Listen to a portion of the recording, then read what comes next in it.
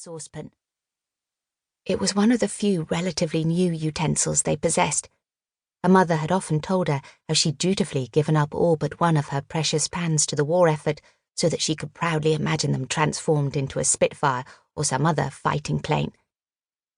Anna remembered when, some time after the war was over and she'd been reunited with her parents in their new home, she'd gone with her mother to the hardware shop to buy what she hadn't been able to pick up second-hand. Anna had been fascinated. Even the shopkeeper had seemed proud of his rows of gleaming saucepans, and looking back, Anna realised it was because such things were only just becoming available again. The pan wasn't quite so shiny now, despite her mother's efforts with the Brillo pad. Anna crowned it with her father's dinner on a plate, lit the gas beneath it, and left the meal to steam. Her father would doubtless feel better once he'd eaten. She crept back through the kitchen. Up in her room she still had a large chunk of Our Mutual Friend to read for her Dickens class the following day. That was if she could concentrate after the upset. No matter how often it happened, and it seemed to be happening more often of late, she could never get used to it. But someone had to stand up to her father when he had one of his fits and jolt him back from the demon that overtook his brain. Her mother wouldn't, or simply couldn't. Anna wasn't sure which. "Your dinner will be ready in about 20 minutes, she said brusquely.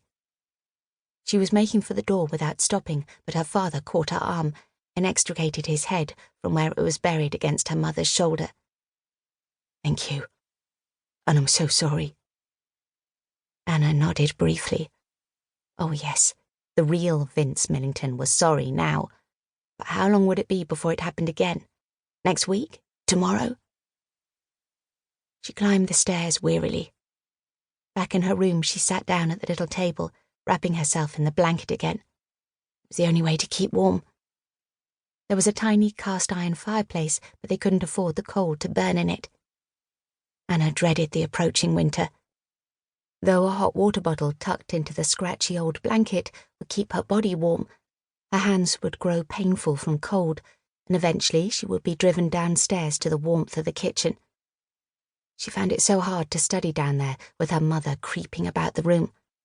And if her father was there, even in his normal state, he would be rustling the newspaper or cleaning and refilling his pipe. The silence would be palpable, tense, and concentration would be impossible. Oh well, she must get her head down over her book while she could. It was like living on a knife edge. As she sat in the classroom, Anna's mind kept wandering back to the Victorian terrace in the old area of Ford, not far from the Devonport dockyards. During the day, her mother would potter about the house, making sure everything was clean and tidy, just as Vince liked it. She might turn on the radio, ever so quietly, and hum along to music while you work. She would do the shopping, so much easier now that rationing was finally at an end, 9 years after the war was over. And then she would scuttle back home like a little mouse, never popping in for a cuppa and a chat with one of the neighbours. Not that she was asked any more. Stuck-up cow, Anna's best friend Ethel across the street had confided her mother was known as. Frida Millington's only friend was Ethel's mum, Mabel, and as far as Anna was aware, even she didn't know the truth. The bell heralding the end of the school day startled Anna from her deep thoughts.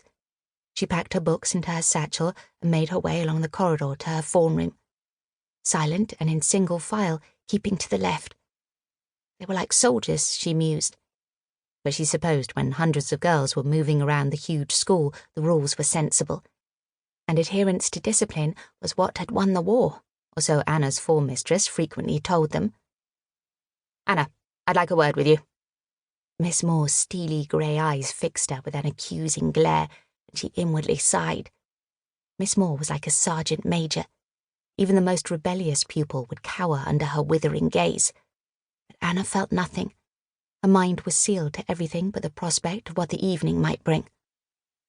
"I'll wait for you in the cloakroom," her friend Maud whispered as she closed the lid of her own desk. "Afraid I can." Pam, who usually walked with them, nodded. "Got my ballet class, and I'll be late if I wait for you."